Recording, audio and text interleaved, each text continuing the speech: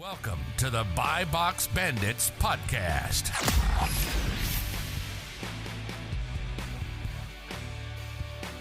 What's up, everyone? Welcome back to the Buy Box Bandits podcast. Thank you guys for all the support so far. Today, we have another awesome guest, my man Connor from Twitter, who actually sold an Amazon private label brand last year and now is taking that capital and building some other e-commerce brands, which we'll get into, as well as investing in real estate, actually, which is kind of going to be our first guest talking about offline investing in that kind of thing as well. But Connor, thanks for being with us. I was lucky enough to be on your show a few months ago. Didn't get to learn a ton about you, so luckily we get to switch it up here and have us interview you in this format. So good to have you here, man. Yeah, man. Happy to be here. Thanks for having me on, Miles. Absolutely. And I do also want to mention you're like 18 months ago or whatever, you were in school too. Like, so a lot has gone on in just a few years during college and just out of it. Yeah, man. I got to graduate during the COVID era, which means never actually walked. My mom didn't get to see me grab the piece of paper, but it's somewhere around here. Yeah. Yeah, definitely. Okay. Oh, you didn't get to grab the piece of paper either? No, I did not get to grab the piece of paper. It showed up in the mail. It had a big thing like, don't fold over this. So yeah. Interesting. There we go. So do you want to take us back and talk about how exactly one starts and then eventually exits a private label brand while also being a student, and talk about how you got introduced to Amazon and all that? Yeah, let's do this. I'll run through the whole story. I think I've done this in a couple other podcasts. The whole story itself can be like probably 10 minutes long. And as I'm telling it, just like cut me off throughout it when you have questions in the way, right? So basically, started off my freshman year in college. My partner, or friend at the time, and now him and I were sitting in class together one day, and we were just like, listen, we want to go and start a business. Don't care what the business is. Don't care what we sell. We just want to start a business. And this is like when we were 18 years old, 19 years old, or something like that. And so we got to talking. We were like, okay, what should we go and sell? And at the time, Amazon wasn't even on our radar. It was like, let's just go and sell anything. And like, we weren't thinking about selling it online. We're just like, let's find a product and we'll sell it somehow. And so I'm sure for anyone here who's listening to this that's been to college, you know all about like the college student affairs and like how they would give out free tchotchkes, promo materials, all that kind of stuff. And so when we finally got to college and went through like those freshman orientation fairs, they were handing out like phone wallets left and right. And so that actually ended up being the product that we started selling, where these stick on the back of your cell phone case, phone wallets that hold like your student ID, your credit cards, and cash, things like that. And one of the things that we noticed was, you know, a lot of the girls that we were going to school with would be selling like, or be buying like these $50, $60 phone cases, and they would just slap on any of these on the back of their phone. So it could be like the local real estate company, it could be like a Lyft logo, whatever it is. Like you could tell that they loved it functionally, but like design-wise, it wasn't exactly the most attractive. So the whole thesis, I guess, behind starting it was like, let's just sell this and let's make the designs cool. Let's make them like marble designs or like Aztec or mandala, like whatever like girls are wearing or have on their current phone cases today. So we started doing that. Basically, like the first, we go out, I think we bought like 2,000 over from China or something like that. Our friends thought we were pretty ridiculous. But at the time, it just seemed like such a good idea. And I don't know why we didn't second guess ourselves at all. But we got 2,000 shipped to our freshman dorm room. And we're in this position now where we were just like, hey, like, how are we going to sell these? And so we go around and start making Facebook posts and Instagram posts and all that kind of stuff and just be like, hey, we got all these like products. Like, does anyone want to go and buy any of these? And our friends, being good friends, you know, threw us like $5, $10, whatever like that per. But we quickly realized like, hey, we don't have more than like 100 friends. Like, what are we going to do with the other 1,900 of these? And so we started quickly spinning around with a couple of different things. We created a website, tried to run Facebook ads for that. That didn't work because we were selling them for so cheap. We're selling them for like $10. We tried selling them on Etsy. That kind of worked a little bit, but like still not the real sales volume that we wanted. And then finally we went to Amazon, and Amazon was where we finally started to actually see some of these things go and move. And so I think that first year, by the time we got on Amazon, it was like July or something like that of 2016. And that first year, when we were like 18 years old, we did like 30K in sales. And so we were like, hell yeah, like this is awesome. Like 30K, like that's a ton of money like at the time and stuff. And we were super excited about it. So fast forward next year, you know, we're like, okay, let's go and see if we can maybe launch like one or two more products and like actually try to get our rankings up there a little bit more. And we got from about 30K to about 150K in sales that second year.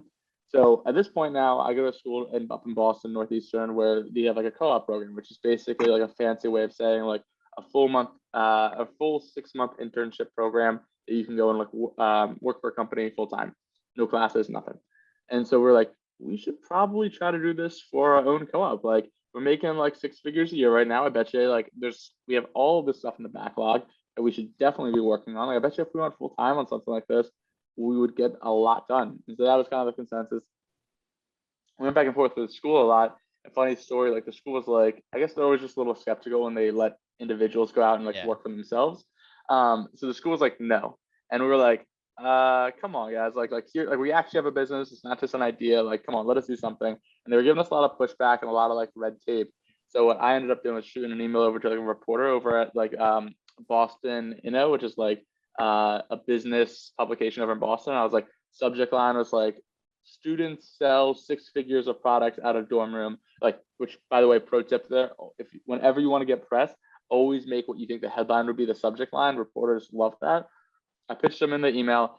We did the whole interview. They did a write-up about us. And at the end of the write-up, they were like, so what's next for you guys? Like, you're finally starting to see some results. Like where are you taking this afterwards? And I was like, oh, like Northeastern already approved us to go and work full time for ourselves for 6 months at a co-op. Like it's amazing. We're going to go and take this to the next level. And they're like, fantastic. So they published that. I sent this back over to our advisor and I was just like, hey, like the rest of Boston thinks that like you guys are cool with this. So like, how about you jump on board? And they finally decided, like immediately got an email CC with the dean on it, whatever like that. And they're just like, congratulations, you've been approved to go and co-op for yourself. And for what it's worth, like totally worked too, because we went from doing 150K in sales that year to 850K the following year, just through like product line expansion, doubling down on reviews, things like that to really go and scale things up. And so that was like the best success we could have possibly imagined. We fixed our whole supply chain. Everything was working really well at that point. And then the last year we pretty much went back to classes and like sales grew organically by 50%. So I think that last year in 2019, before selling the business, we did like 1.2 or something like that in sales. And then we decided, we were like, hey, how do we want to go and like proceed here? Like we're about to graduate in a couple months. Like, what do we want to do? And this is like pre-COVID and everything. I think from our standpoint, we're like, let's go and just like see if anyone wants to buy this. Like we basically put like a really aggressive multiple on it all. Because from our standpoint, we're like, you know, I don't know how defensible an Amazon business is. We've got a lot of product SKUs right now. Like there might be an opportunity to go and scale up something even quicker, especially if we have a bunch of cash. So we did a pretty aggressive multiple on the business. Took like 8 months, but then finally, I was actually down here in Florida. It was like the day after Christmas. I was like hungover and everything like that. And we had a buyer call from the broker that we ended up using. And I was like, told my partner, we had a couple of tire kickers before all that. And told my partner, I was like, dude, I don't want to go and like go on this call. Like all of these calls have been a waste of time. Like maybe we just go and like run this thing afterwards. And the buyer ended up like, I jumped on the call anyway. The buyer was like, I love the business. I bought your product 3 times before. I want to make you an offer today, full price, no negotiation, nothing. And they sent the wire like that day. And we're like, my buddy such did a like good story. So yeah, right. I was like, holy shit. I was not expecting this at all. Went from quickly like, you know, trying to shake up the hangover and stuff like that to like, I think we just sold our business. Yeah. So I was like, I think we just sold the business. So we ended up signing all the documents for January 1st because I was like, hey, is this just like a tax play for you guys? You guys are trying to write off these profits or whatever like that you made, because the other owner was like an independent person who also ran a couple businesses. And they were like, no, we can sign it January 1st. I was like, perfect. So like we're deferring the tax liability now for like a year, which is fantastic. And by the time we sold everything and like went through the due diligence and the transfer process, like the money hit our bank account, like I think it was like February 20th or something like that. So like 2 weeks before COVID hit. Yeah. And we were like, kumbaya, like good to go. So like I said, about a 10-minute story, but that's pretty much how we started and sold it. Very interesting. Awesome. And one question in terms of the like M&A process that I'm not educated on at all.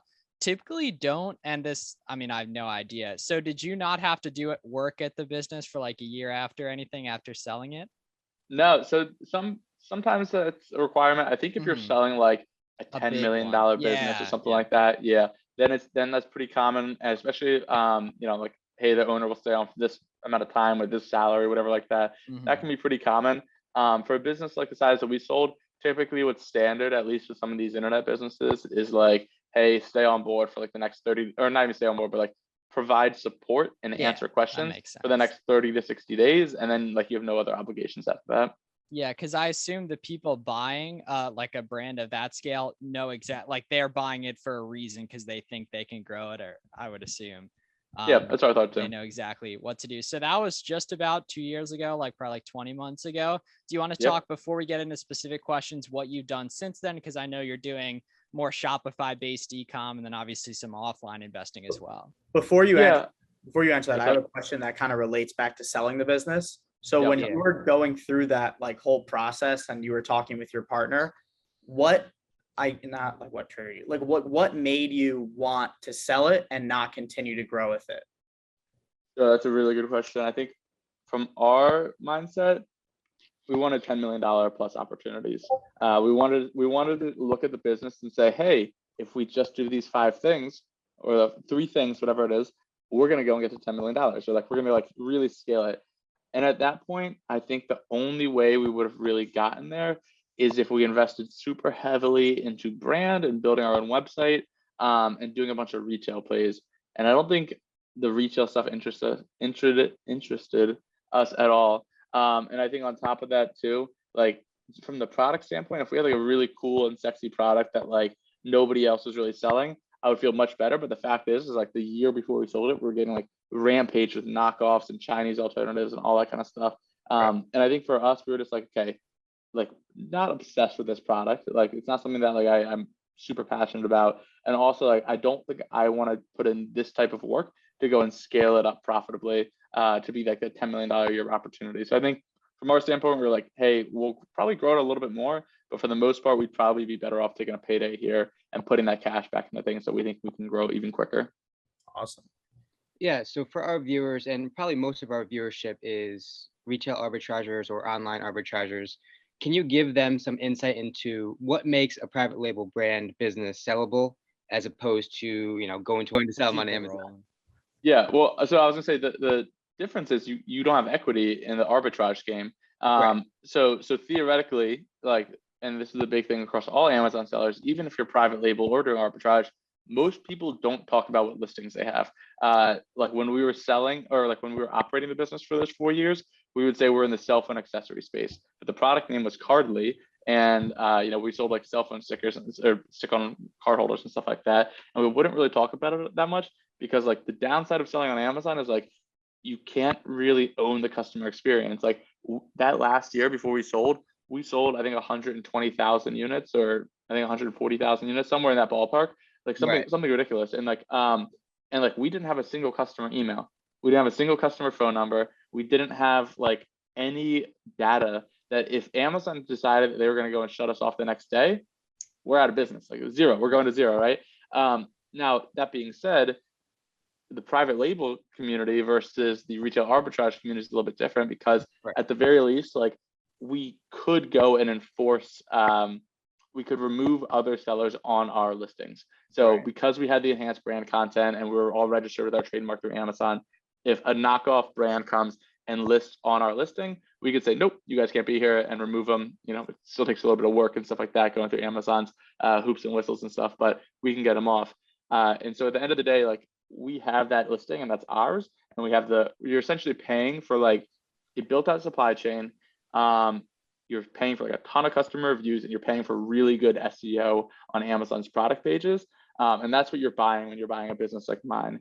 Now, you can't really sell the arbitrage stuff because what you're really buying is like, I guess, essentially information on like, it's who all sells just knowledge. Yeah, there's no differentiation. It's all just that what in the brain, like how can they find stuff? So there's no differentiation.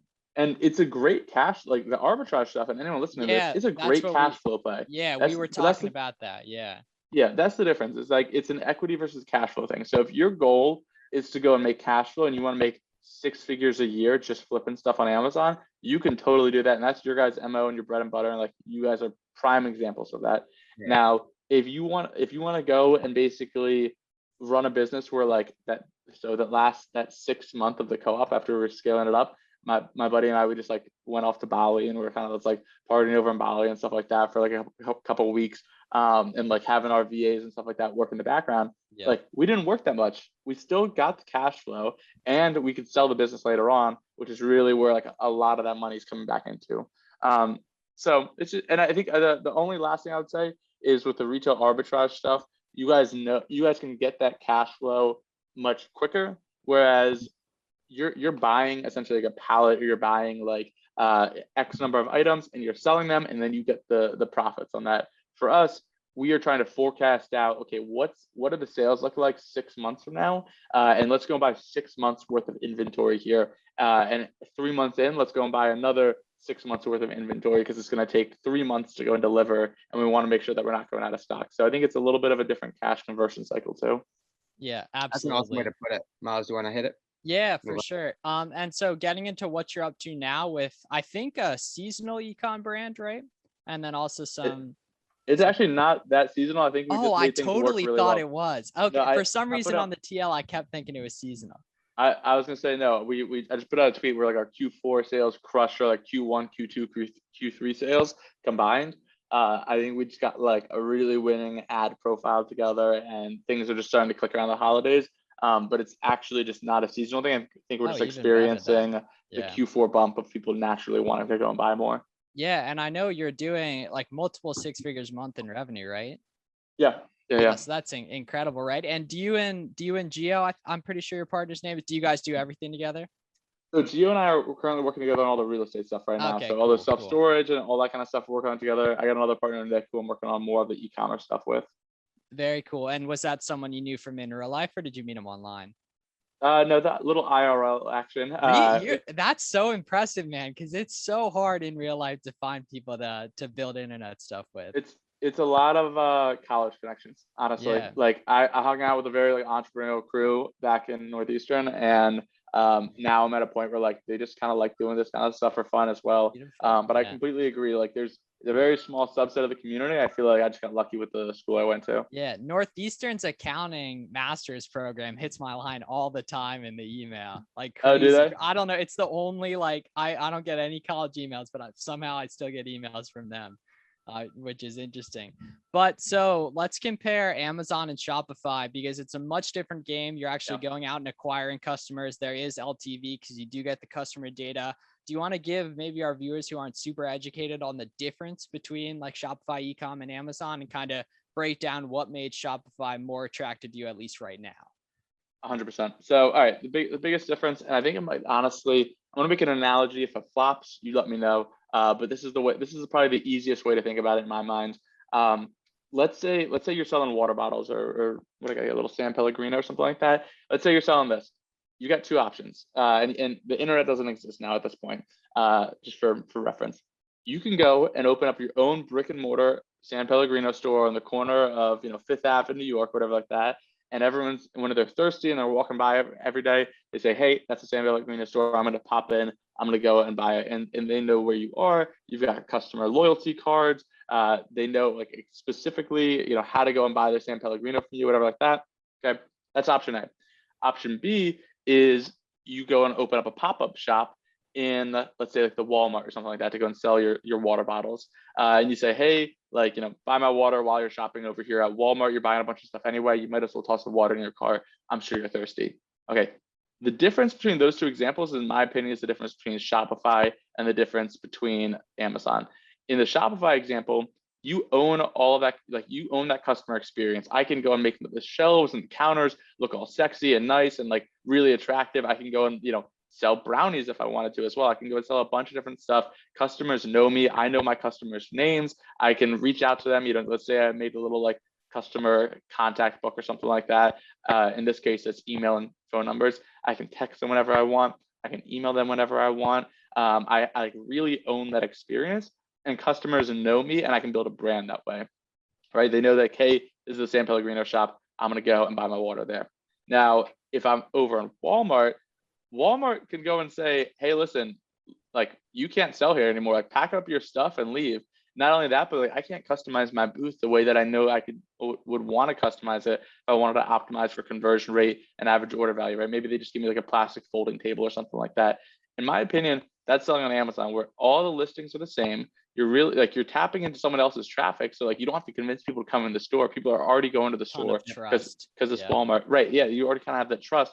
But at the same time too, like, if people leave, I don't get any Walmart's customer information. In this case, I don't get any Amazon's customer information. And if they say I have to leave, my business goes to zero overnight. So what I like about selling on Amazon is it's free traffic. There's billions of people that go to Amazon site every single year, and you can just tap into that, and you can go and like immediately start selling some of your stuff, and you're making money from day one without even having to run ads a lot of the times too. That's the crazy part about our business, is like, once we were ranking previously, we never ran ads. Like, we were just selling great That's because we had really such impressive. Yeah, that you're just tapping into that free traffic. That's cool. right, exactly. But nobody, like, we knew our brand name was Cardly. Very few other people knew that our brand name was Cardly. They just wanted a solution that had decent looking reviews and a low reviews, yeah. price point, and all of my competitors are around me right here. Now on my own website, let's say I'm still selling stick-on card holders or something like that. If you're on my website, guess what? You're not seeing my competitors' reviews. You're not seeing my competitors' pricing. I could potentially go and capture your information. So if you leave and don't come back, I can shoot you an email and be like, hey, by the way, like, we were looking at this. Do you want to come back and buy? So it's just a very different experience. And I think, going back to the cash flow versus equity creation strategy, I think cash flow on both of them are somewhat similar. If anything, I would almost say like cash flow on Amazon's arguably better, because if you don't have to pay for ads, you don't have to convince a bunch of people to go and buy your stuff. Like, more simple too. Yeah, I agree. Yes, and you have the whole back end and stuff like that. So I think from a cash flow standpoint, Amazon's freaking awesome. From an equity creation standpoint, from a building a brand, from like a really scaling up and like owning that customer experience, I'm going Shopify every day of the week. Mm-hmm. And do you That's a good way to put it. are you guys drop shipping, or do you handle your own fulfillment, 3PL? What's the situation there? It's all across the board right now. So it's a lot of, we have some suppliers and 3PLs that we work with. We have like 7 different vendors. So I personally don't go and hold any of the inventory ourselves, which is super nice from a cash conversion cycle. Again, we kind of chatted about this earlier. Like, I don't have to put up 6 months worth of inventory and just kind of float that balance for a little bit. I'm able to let the suppliers do that. But we have about 6 different suppliers, and I don't want to necessarily call it a drop ship model, because I think that often implies like, hey, I'm getting a bunch of stuff from China and shipping it over. Like, they're all US based manufacturers. And so what I typically just go and tell them to do now is like, hey, we just got an order for this. Here's the order number. Here's the customer email. Here's their address. Ship it out to them, and you're good to go.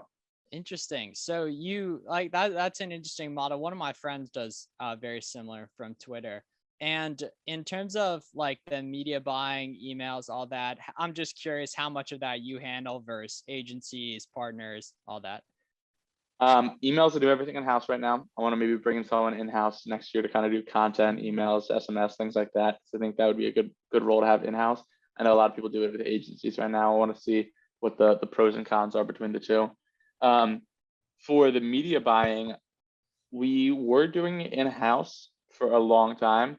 And we just kind of came to the conclusion like, hey, this is the most important part of our business, at least where we get the majority of our customers from right now. Yeah. And we suck at it. Like, we're like, it's not the thing we're good at. I'm never gonna go around. Definitely I'm hard. never gonna go around and tell people that like I'm the best Facebook ad person, because I'm not, like, by a long shot. And so we ended up hiring an agency like 3 months ago, and it was like the best decision. Like, one, they're way better at it than us, and 2, it takes away a ton of the emotional decisions behind like how much to spend and how much to scale things up, and like they've just been doing it. They see a lot more than we do, so it's been really helpful. Yeah. And just one last question specifically pertaining to the ecom brand. If there's 7 different suppliers, I think you said, has to be a pretty big product line then, right, on the site?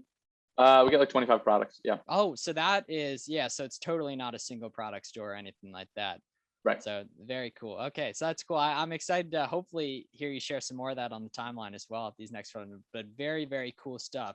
Let's kind of shift it up and talk a little bit about the real estate game, because it sounds like you got that big payday like a year and a half, 2 years ago, and now you took some of that money offline, like your Twitter bio says, which sounds really cool. So what about the real estate game you got going on? Yeah, man, I think that's the thing I'm trying to like really push now. Is like, I want to make money online and invest it offline. And what I mean by that is like, I think for people like us especially, it's never been easier to just like type a bunch of keys on your computer, spin something up, and now you're able to go and sell $1 million or something in a year. Like, like let that actually sink in for a second. It's like if I press like the right buttons on this phone or like on my keyboard or whatever like that, like you can make money on the internet. And that to me just still kind of blows my mind. So my whole MO now is like scale things up as quickly as possible online, take those profits, and then invest into something super stable that's performed really well that I can go and control over the next 10, 20, 50, 100 years, whatever. And from what I've seen a lot on Twitter and what like these people I've chatted with, that is really real estate.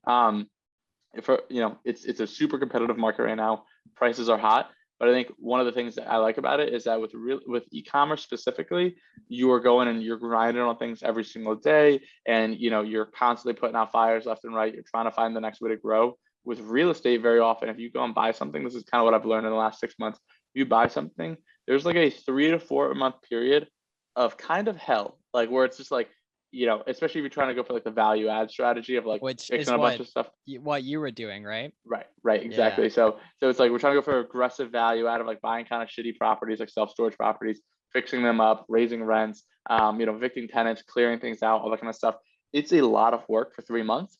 And then once you do it, it's pretty simple to run. You get a paycheck, on the first of every month. And with self-storage is nice because like that number comes across like 50, 100, 200 tenants, depending on how many tenants you have there. And it's pretty stable. And it's the kind of thing that like banks love. So you can get really cheap debt on it. It holds its value for a long time and actually appreciates. Most real estate appreciates if you're in a good market. So it's the kind of thing that I wanted to spend the next couple of years doing, where I'm running these e-commerce stores, I'm making money that way, and any profits I have, I'm funneling it back into real estate and taking those dividends and living or doing whatever else I want with them. So when did you buy your first property? I only have, so when you keep big caveat here, first and only property, and all properties are the same thing. I only have one property right now. Okay. So that's very important to know. Couple months ago, right? Like October, September, something like that. Yeah. So basically I was with Gio, we were up in Rhode Island, and we're like, hey, we got to get a deal. We emphasized that we want something before Thanksgiving. We had just gotten back. Him and I travel a lot together. So we were just doing like a little trip over in Europe or whatever, and finally got back to Rhode Island. We're like, okay, here's the deal. It's like August 29th. Like we are getting a deal before Thanksgiving, and we're going to close on it. Like that's the game plan. So we're working out, and he shows me his phone, and it's got like a listing of a storage facility down outside of Dallas that they need like a cash buyer for in the next week or something like that. Ooh, wow. And I was like, like this could be the play. So he messages the guy. We jump on like a standby flight like the next morning. So like it went from like, hey, we're gonna find a deal to like flying down there and like 12 hours later. Tour the property, definitely a little beat up, definitely a little damaged, needed to go make some improvements on it. And then after we toured it, like we made an offer, closed in like 7 days. This is like through a wholesaler. So like they already had the title pulled and everything like that. Yeah. And this is a very atypical process. But like from our standpoint, I think we went back and forth. There was like 3 days in a row of basically no sleep. And it was like, try to run all the numbers, read all like the county bylaws, like make like we didn't have time to run an inspection and like do a proper proper inspection or anything like that. So like anyone listening to this right now who like actually invests in a lot of real estate, so I can be like, oh, these guys are fucking idiots. Maybe, but I think it worked out. He says maybe. Yeah. But I think looking back on it now, I think it was still the right move, because the question we kept on asking ourselves at the time when looking at it, it's like, okay, if we're not going to do this deal, if say we don't buy this one, we don't close on this one, what are we going to close on? Because from our standpoint, it's like, okay, the price point was right. I think we bought it for like $393 all in. And like just looking at it, it's like had good value add, had room to raise rents, was in a decent market that we liked in the Texas Dallas market. Like it looked like the right deal. And like I could tell both of us towards the end when we had to make a decision, felt like we were getting a little bit of cold feet because we've never actually closed on a real estate deal before. Bro, as a young guy, I'm always thinking like, what do I know that these other people do? I don't know. You know what I mean? Exactly. Yeah. Like I haven't been doing stuff for super long. And so you guys financed it, I assume, or did you buy it in cash because it was on such like short? No, we had to pay cash. We had to literally that's what I figured. Yeah. And I assume you'll pull some of that out of it, or yes. So all right, so here I'll break down the numbers for it all. So we bought it for $393. It was making about $4,500 a month. And so basically, if you do the math out, my numbers might be slightly skewed, but it's doing about $4,500 a month. And so if you do the whole math out, I think that comes down to about like a 12 cap or something if you want to Which is work high, through. very good. That's Right? very good. Yeah. Yeah, it's high, but it's also like it was a rundown facility. And the guy mismanaged, was doing the payment cycles on paper. Like it was on a crazy. whiteboard or whatever. It Really? was nuts, yeah. Yeah, it's on his It's Twitter. I'll send it to you. all offline. So He's funny. doing it? So funny. Yeah, it's ridiculous. So we bought it for like that much, and we felt good about buying it because I called all of the storage facilities in the area, and I was like, how much for this size unit? How much for this size unit? Yeah. So I get knew the what everyone else competition. was charging. I looked at this lady's rent roll, and I was like, you're charging 50% less than everyone else. Like what are you doing? And she's like, oh no, like all those prices are if you're like in downtown Dallas. And I was like, I was like, downtown Dallas is like 4 times more. So like, she just clearly wasn't doing her homework at all. And so now I think the rent that we've collected in December so far is about $8,000. So we've almost doubled a lot. Like for some people, we quadrupled their rent. And Per I month? don't Yeah, I don't want to sound like I'm a predatory landlord by any means, but the rent, but we quadrupled their rent, which has not been raised since 1991, and we are still the hilarious. cheapest in the market. So yeah, like when we sent out the rent increase letters, I basically said, hey, listen, guys, I know this is going to be a really shitty letter. You know, your rent's going from like $40 a month to $120 or $120 a month. Like, I know you're probably really frustrated about that. The only thing that I can do as a saving grace to like, you know, maybe like reconcile any of that is here's a list of the 15 storage facilities around us. Call any of them. You know, I actually already did, but you can call them. Here's their phone numbers, and here's what they charge for the same unit size that you're paying for. So you can have peace of mind that you're at least still paying the least amount in the entire area. And we had some turnover. Like some people were just like, yeah, I can't afford that, I'm gonna leave. Or I was like, that's fine, it makes sense. But like nowhere near the level of turnover we were expecting. And like once people saw that they were still the cheapest in the area, they were like, yeah, okay, this makes sense, I'm fine with it. What's So how long does it? Yeah, if see, one- everyone wants to ask questions. This is What's so up? interesting. There you go. What's the typical occupancy rate of like a storage unit in Dallas? I was just gonna ask the Or same maybe- thing. Yeah. Okay.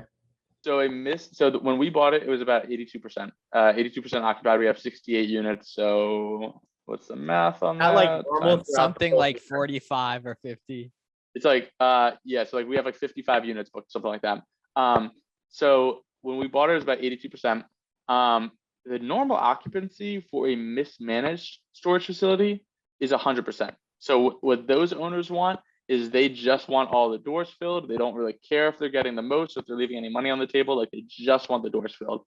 A properly managed storage facility should be probably between 90 to 95% occupied, because it basically means that you're charging enough that you can go and fill it up while at the same time still having units open in case anyone else wants to. Like if you're 100% occupied, it just means that you're not charging enough. Wow. Yeah, That's and I'm interesting. sure you listen to a lot of Nick Huber, probably getting some Oh, yeah. him on that. Oh, yeah. I listen to a lot of his stuff, and I hear him say the 93%. It's very interesting. And just Yeah. in terms of like, there's a lot of different places you could have parked that cash, or even just different types of real estate. What drew you to storage specifically?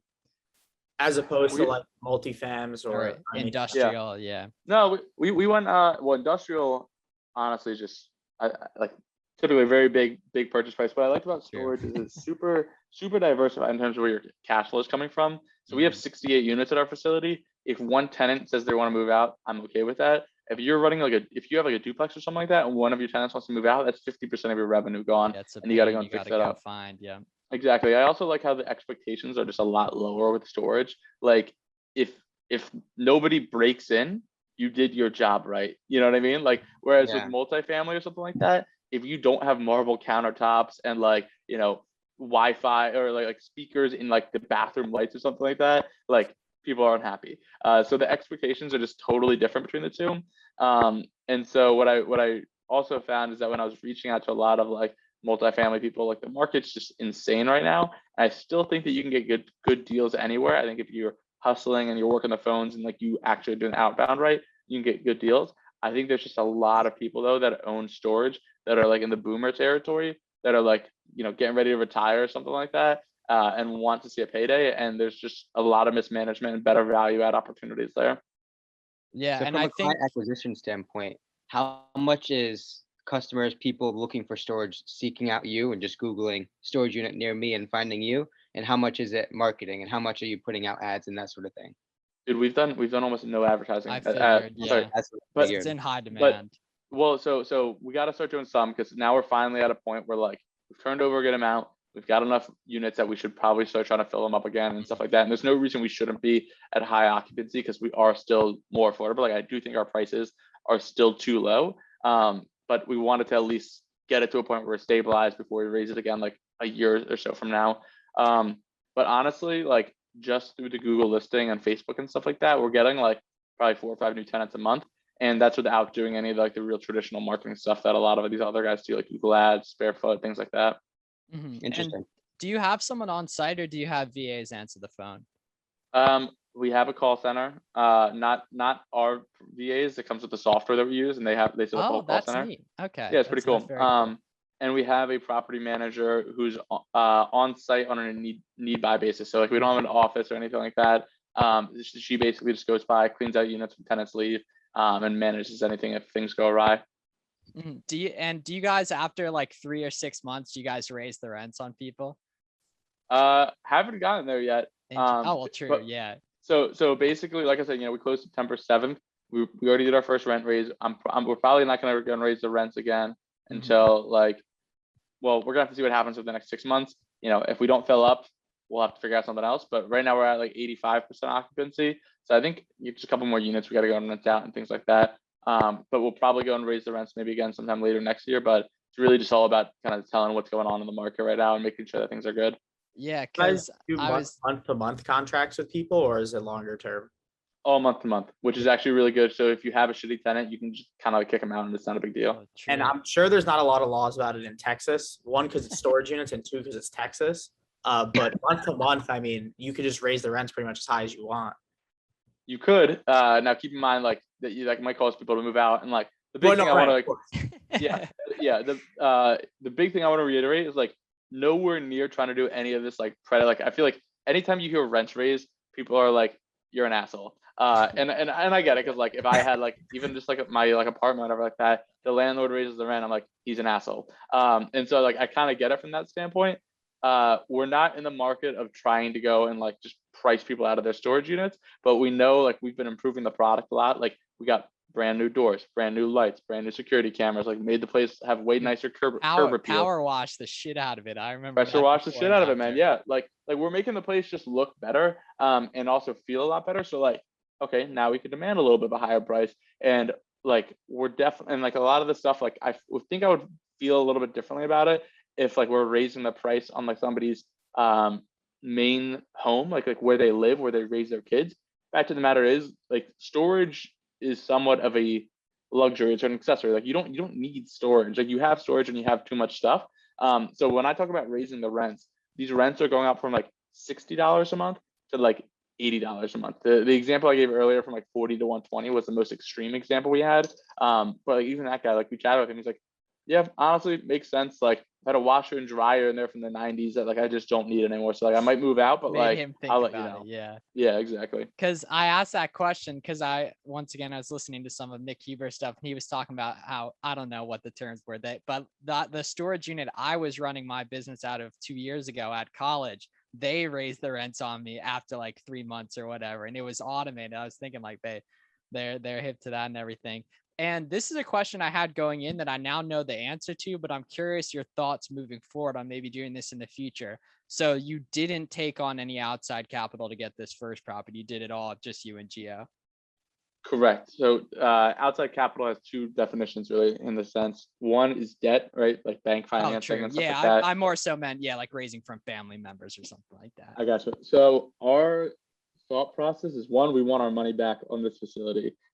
So we're gonna try to go probably refinance sometime Q1 or Q2, or at least apply and try to get all that stuff set up, which basically means like, cool, if we doubled the value of the property because we were able to raise rents, which is like how commercial Yeah. properties are typically valued. If we were able to double that value, we can typically pull out almost all, if not sometimes even more of our money that we put in, which is actually really cool. And that's so interesting. Just because you incrementally increase the rents, which then Drastically because increases there's the value. my brain's like working, but there's a multiple on the increase of rents, which raises the valuation of the whole thing. Very cool. Yeah. Crazy part is like, all right, so the easiest way to think about it is like a 10 cap, right? in businesses like e-commerce, you think about multiples and you're like, oh, a 3x multiple, right? In real estate, it's almost the opposite. Instead of doing the sale price over the EBITDA, which is how it's done in like e-commerce and internet businesses, you're taking the EBITDA, or like in this case NOI, which is the profit, and dividing that by the overall value, right? So if you make $100,000 a year and you have $1 million, like the business is valued at $1 million, that's a 10 cap, okay? Because just to make that a little bit easier. The crazy part about real estate is that if I make $1 more, if I increase rents by $1, now I have $1 more per month, and my business is valued at a 10 cap, that now increases the value of my business by $10.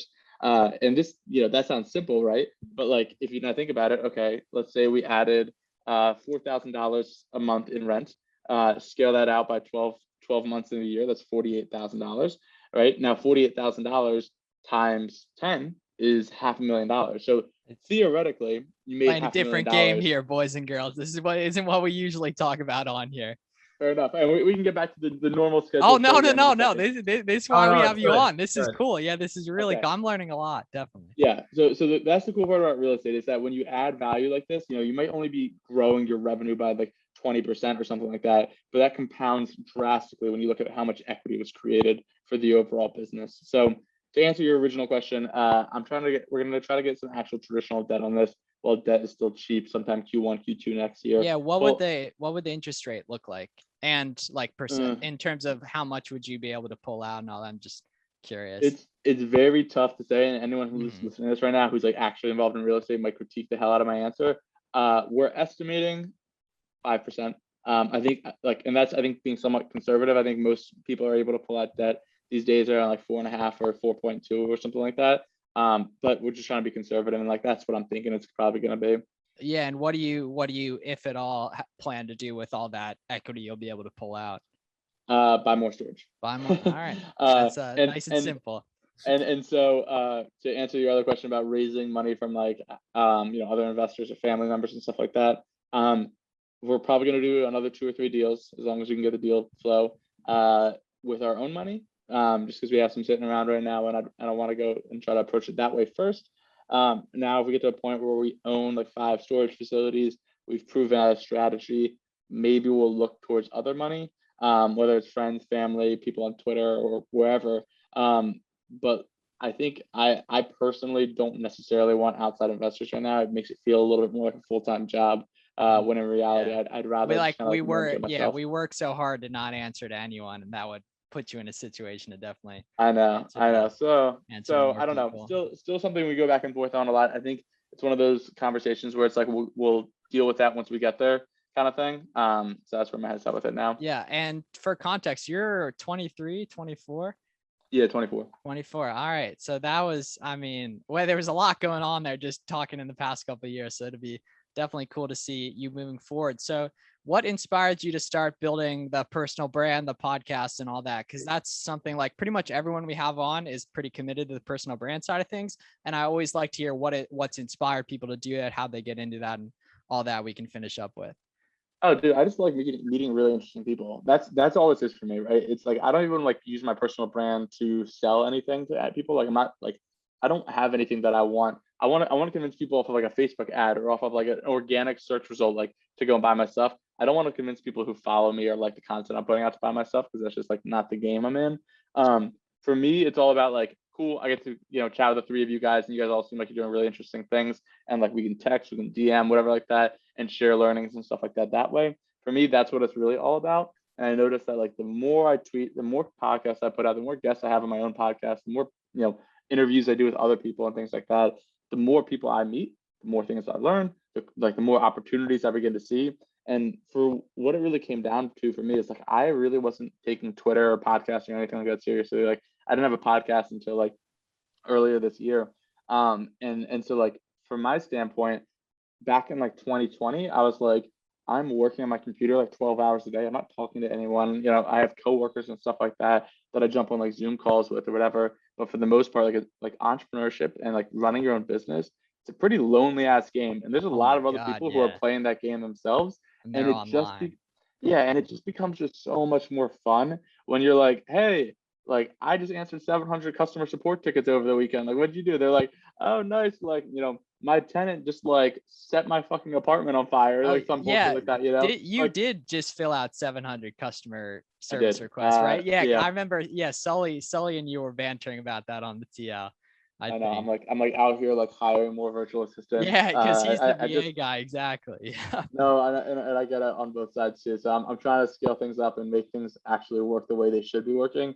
But like the main reason, again, going back to your question, like the personal brand side of things, is like I just notice that when I talk about the stuff I'm working on, my problems get a lot easier, and I meet a lot of people who have similar problems that help me solve them much faster.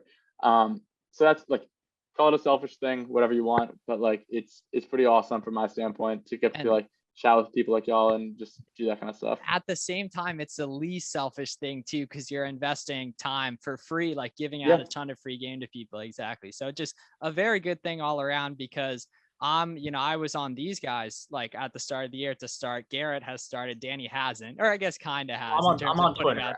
Putting out On the Twitter. putting out the on the Twitter. Twitter's good. But very good. Yeah. So you'll be past 10K followers pretty soon here and everything. So you're doing a good job, definitely. Yeah, man. I think I'm only like 91,000 away from 100,000, so like almost Nice. there.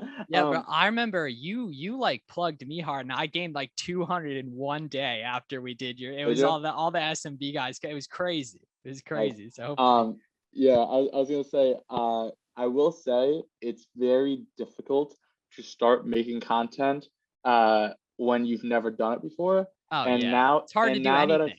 It's hard to do anything when you get started. You know what I mean? well said. Yeah, that's a good point. Okay, well, I was gonna say like really like it's such an like natural, or not, it's not a natural skill for so many people, including myself. I agree. But then like Danny, to the point of like you just started doing some Twitter stuff, whatever, like sharing even the shit that you find obvious or like somewhat mundane, people just love that. Like it's so strange, and honestly just getting in the habit of it. Now I'm at the point where I'm like, oh cool, like I just did a sales tactic, it boosted conversion, whatever, or like this email hit really well, like I made a bunch of sales from it, whatever like that. I'll just go and post it, not thinking anything of it. People find that incredibly valuable. It changes their business. And like you're not creating content, you're just like documenting the shit you're already doing, which is kind of Gary Vee's whole thing. Yeah, that's what I like about Twitter and the threads is like if I have like a cool story about something, I could just type up a thread, and people, I guess I feel like Instagram is a lot of like guru-y activity. Yeah, it's your lifestyle. It's not your thoughts. Exactly. Yeah, it's all your pictures. thought. On It's your Twitter, lifestyle. you actually have to have like an IQ and actually type stuff out. So IQ that's is so why much higher on I Twitter. think people on Twitter respect other people who are actually doing stuff, which is why I love Twitter. You go to IG if you got like the abs, you go to Twitter if you got the brains. Nice. It's pretty much a very, very, very different game. Yeah, and I never really thought about, I guess I kind of had, but that point on like it being not natural to like tell people what you're doing and everything throughout school and everything, you're taught like don't help people, don't don't steal answers and stuff from people. Like this, like I think business is such a team sport. We're all, as long as we're all improving, we're helping each other, learning from each other's mistakes. I think it's super, super valuable. And dude, it's like the biggest difference, it's a positive sum game. People who think that it's a zero sum game lose. And for anyone who doesn't really understand what I mean by that, zero sum game means if I win, that means someone else has to lose. If I sell more on Amazon, that means Miles has to sell less. That's not how business works at all. Business is absolutely positive sum, to the point where the four of us on the call, if we all want to go and start selling flowers on the internet, we could all sell flowers and we could all make $10 million a year businesses just by helping one another. Would we be competing? Sure. But like now if we're marketing like hell for flowers, now guess what? Some guy who doesn't even think that he needs to go and buy flowers for his girlfriend is gonna say, hey, I saw 5 flower ads this today, whatever like that. I'm gonna go and buy flowers we otherwise wouldn't have. And like maybe a little bit of a convoluted way of explaining that, but like you can actually drive more demand when there's more products in the space. And it's absolutely a positive sum game where the more people you help, I promise you, the more comes around to help you. That was a very good answer there. And just one last question before we get you out of here. I know we had you on for a while, but just kind of interesting question I have. Are you guys doing any organic strategy on like Instagram, TikTok, or anything for the ecom brand, like custom content, or is it mostly just paid acquisition? Paid acquisition right now. I want to hire a content person to kind of like a 2022 roadmap and stuff like that. And I think I want to just bring someone in whose full-time job is to basically blog posts, emails, SMS, TikTok, and like just have them just make a ton of shit throughout the week. See, and I struggle with that's going to be hard to do, I think, because that's all like really powerful stuff, but I don't know. I feel like it's going to be tough to find someone that can do all that, but I mean, I have no idea. I think you need a designer, and then maybe like, I guess it's different because you kind of need someone who's a designer and also a writer. So maybe it's 2 separate roles, or maybe it's a designer who manages like a freelance writer or something like that. But there are people out there more than I think you would think. Mm-hmm. Cool. Well, very good. That was, I think, our longest episode and definitely one of our most valuable. Where can everyone find you on socials? Yeah, man. Just check me out on Twitter at @C_GRO at @C_grow. And then if you want to go and hear me riff on random stuff with other podcast guests, including Miles himself, check us out over at the Next Generation podcast. Yep. So we'll have that stuff to link below, and I cannot say enough good about what you got going on and just that episode in general. So thank you very much for all the game. Hopefully we can touch back sometime in like a year or so and do another episode at some point. I think that'll be fun. Definitely. Appreciate it, man. Thanks for having me on. Yeah, definitely. And we just lastly, for our viewers who have made it this far in the episode, if you haven't subscribed on YouTube, please do. And once again, thank you. We love you guys for listening and all that. And we'll see you guys in the next one.